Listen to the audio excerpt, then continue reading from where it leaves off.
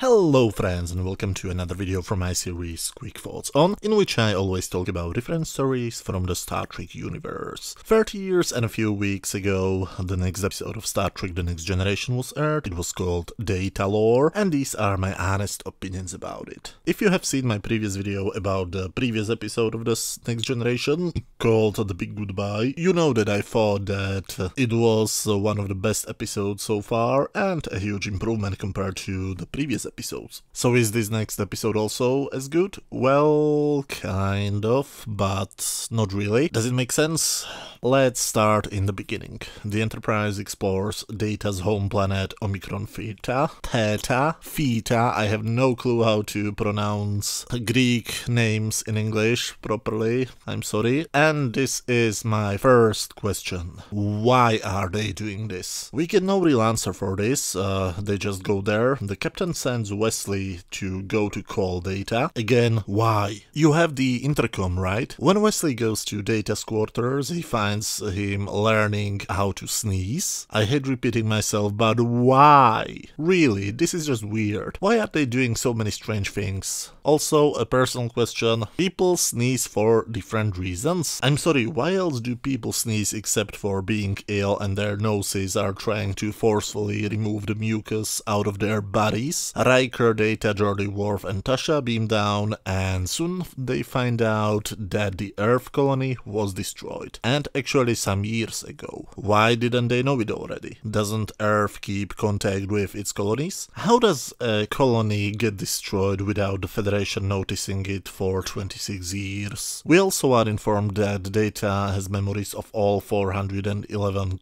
colonists. Why? We are also informed that Data doesn't remember what happened before he was found, and it also appears he doesn't remember what happened after. Why? He only now, when he's there, starts to slowly remember some things. Why? You know, I start to think that I will use that word way too many times in this episode. They find a secret door hidden behind a rock wall, and soon they get inside a corridor which leads them to a lab. And Data suddenly remembers that some of his functions were tested there, and he also suddenly remembers that it was the lab of Dr. Noonien Sung, who LaForge identifies as one of Earth's biggest robotics expert. But again, why does Data not know this already? They find a wall with an interesting decoration, child pictures of a giant snowflake killing people. Why? Honestly, why does this exist? And why are the pictures pinned to a wall? You know that that's a thing which parents do if they are proud of their children's work, or at least they pretend they are, to make their children happy. You know that, right? First of all, people were being killed by a giant snowflake. Do you honestly believe that when a child sees a giant snowflake killing other people, it would sit down and draw it? No, they would run as quickly as possible to safety. Second, why were the children not killed by the snowflake? If they survived its attack for so long that they were able to calm down, get bored and draw it, where are they now? Why were the drawings pinned on the wall? By whom? This was Sung's lab, and Sung didn't have kids himself, so why did he find the time to put some pictures of some completely strange kids on his wall? This was his lab, not his house. Is that a good idea to have in your lab pictures of people getting killed by a giant snowflake on your wall? Is that what you want to look at every day at work? My brain hurts. They soon find different parts of a store mannequin.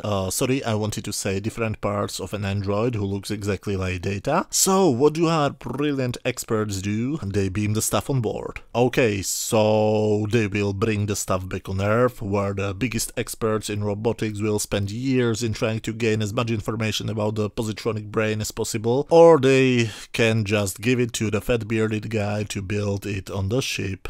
That works too, I guess. So you are trying to construct an android which you know nothing about, only that it was dismantled. What if the robot was a trap and the robot would explode after activation? Or what if he was actually evil and tried to get them killed? It's not like science fiction is filled with stories about robots gone mad or anything. Chief Engineer, fat-bearded man, also known as Mr. Argyle, I think, has no clue how to put the new android together, so he wants to switch off Data and examine him. Well, did you think about the possibility that you will end up with two non-functioning androids instead of one? After checking with the others in the briefing room, Data agrees. Why? In the second season episode, and a much better episode, to be honest, he will be in a similar situation. A scientist who doesn't know what he's doing will want to dismantle him so that he will be able to create new androids. In that episode, the Data will say no because he's afraid that the scientist will not be able to put him back together. Anyway, he shows Dr. Crusher where his off switch is and asks her not to tell anybody else. Finally, something in this episode makes sense, and we're at the end of Act 2. When the second android comes alive, he claims that his name is Lore and that he was built to replace the imperfect Data. While my reaction was, okay. It looks like everybody else is concerned for some reason. I guess this is supposed to be a hugely emotional scene or something. Plus, for some reason, Picard has to ask Data where do his loyalties lie. Again, why? Did Data do or say anything which would suggest something different? When he returns to the bridge, he finds Lore at the helm and other officers instruct him in good mood. But he falls for Riker's trap when he admits to know Pythagorean theorem, and that's bad because why? Data seems a bit angry when he tells him that he doesn't belong to the bridge, and others, including Wesley, start to complain that he has to follow a lot of protocols on each starship. So wait, why did you let him to sit behind the helm when you are now lecturing him that he's not supposed to be there? Seriously, how many times will I say why in this episode? Back in Data's quarters, Lore basically admits that he's a liar and that he was the one who was built as the first one, but was dismantled because the colonists were afraid of him. So Data didn't trust him before. Now he knows that he lied, so he has now an even better reason not to trust him. So what does he do? He leaves Lore alone with full access to the ship's computer. At least he secretly spies on his so-called brother, but even the spying subplot goes nowhere. Lore tells Picard and Riker that the colony was destroyed by a huge crystalline entity, which basically feeds on life. When Data returns home, his brother has a nasty surprise for him. He prepared champagne for him, but it was a very special drink. No, not that kind of special. When Data drinks it, he collapses, and finally, what we were waiting for happens. Lore takes Data's place. On the bridge, a subspace communication is detected coming from Data's quarters, and Picard again sends Wesley to check what's going on. Again, why? What's wrong with the intercom? Why don't they use it in this episode? The communication was of course Lore. He contacted the entity and said that he is now Data and it should come and basically eat the crew. Okay, why? Interesting motivation is what makes an interesting villain. Why does Lore suddenly want the Enterprise crew dead? I could never understand it. How did he actually find a way how to communicate with the creature? I mean, it's a giant snowflake. How does it understand English? And how does it receive subspace transmissions? It's even suggested that Lore used the creature to kill the colonists for not liking him. Could we get at least some explanation, please? Wesley comes to Data's quarters and talks to quote-unquote Data, who claims that he had to deactivate Lore because he attacked him, and that's why there is an unconscious android lying on the floor. But Wesley is a super genius, and because Data's facial twitch, he realizes that it's actually Lore masking as Data, so he immediately tells it to Captain Picard. Oh wait, no, so he tells it to his mentor, Commander Riker. Wrong.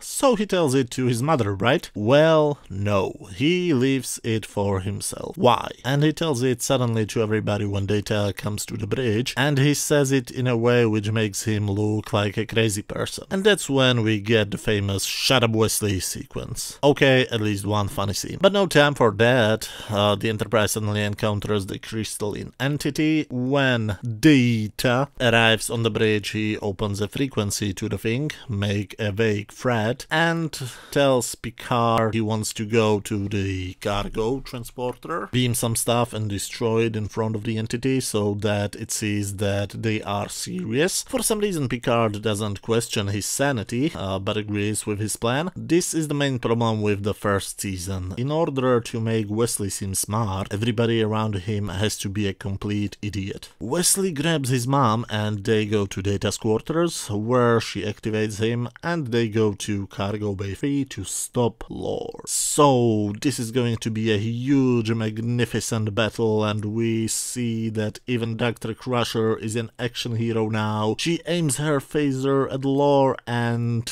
lets him take the phaser and threaten Wesley with it. Bravo! Well, at least she's a competent doctor. He gives her the chance to leave, otherwise he will shoot Wesley, but because he's a cartoon villain, he stops her in the door and shoots her arm. So we get an exciting man-on-man, android-on-android duel, a duel which is over after a few seconds. Data throws Lore on the transporter pad and Wesley beams him to space when he shoots the phaser. So Wesley saved the day at the last second. Everybody hugs and we won't see Lore again. Until the next time, that is. Boy, this is a dumb one.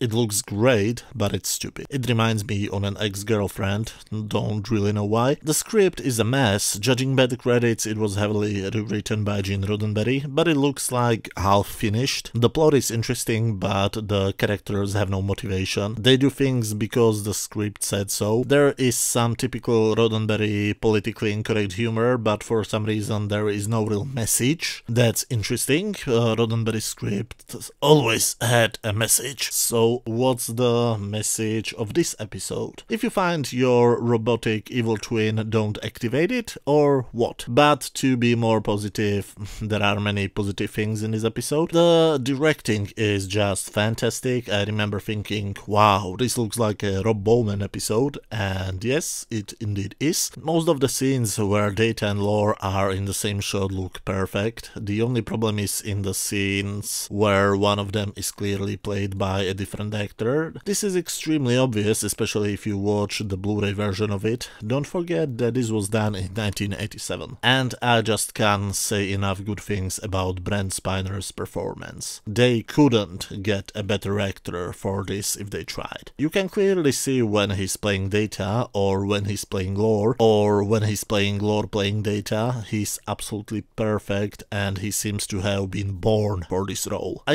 hate this type of episodes where I hate some aspect of the show, but at the same time I love a different aspect of the show. It's so much easier if everything is great or everything sucks, but as I said, I think the script is so dumb it could be a story from Star Trek Discovery, but the acting and directing are just perfect. So how would I rate this one?